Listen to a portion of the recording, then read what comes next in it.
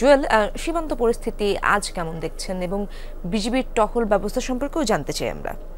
ইশরাত, চাঁপাইনবাবগঞ্জের চৌকা সীমান্ত সহ যে অন্যান্য সীমান্ত আছে সেইগুলো পরিস্থিতি এখন পর্যন্ত নতুন করে আর বিপত্তি ঘটেনি, স্বাভাবিক বলা চলে। আমরা গতকাল সীমান্তেও ছিলাম এবং গতকালকেও আমরা সীমান্ত পর্যবেক্ষণ করেছি, আজকেও আমরা সীমান্তে এসেছি। এখন পর্যন্ত তেমন কোনো অপ্রীতিকর পরিস্থিতি আমরা দেখিনি। 250-টিরও বেশি ডিজাইন অপশন নিয়ে ওয়ালটন স্মার্ট ফ্রিজ, বোঝে আপনার প্রয়োজন।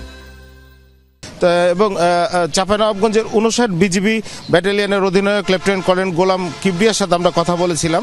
তিনি যেটা বলছিলেন যে বিজিবি আগের চেয়ে অনেক তৎপর আছে এবং এই এলাকায় যাতে কোনো অপ্রীতিকর ঘটনা ঘটতে না পারে, কেউ যেন কোনো সুযোগ নিতে পারে না পারে, সেজন্য তা বিজিবি যথা নিয়মিতভাবে টহল দিচ্ছে এবং আগের চেয়ে তাদের তৎপরতা বৃদ্ধি হয়েছে। একটি বিষয় যেটি জানানো দরকার সেটি হচ্ছে যে নোম্যান্স ল্যান্ড নিয়ে বা কাঁটাতারে বেড়া নির্মাণ নিয়ে অনেক প্রশ্ন উঠছে।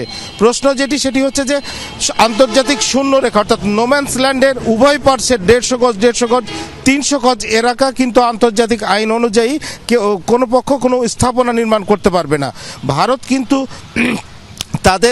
তাদের 150 গজের মধ্যে কিন্তু 150 গজের সীমানার মধ্যে 100 গজের মধ্যে তারা কাঁটাতারের বেড়াটা নির্মাণ করছিলেন, যার কারণে আসলে বিপত্তিটা বাধে, যেটা আন্তর্জাতিক আইন অনুযায়ী এইটা কখনোই মানে কোনো পক্ষই মেনে নেবে না। তবে বিজিবি যেটি জানিয়েছে সেটি হচ্ছে তারা উভয় পক্ষের মধ্যে আলোচনা হয়েছে, পতাকা বৈঠকে তারা সিদ্ধান্ত নিয়েছেন যে জেআরডি অনুযায়ী তারা পরবর্তীতে বিএসএফ বা অন্যান্য বিজিবি এবং বিএসএফ ব্যবস্থা নিবে।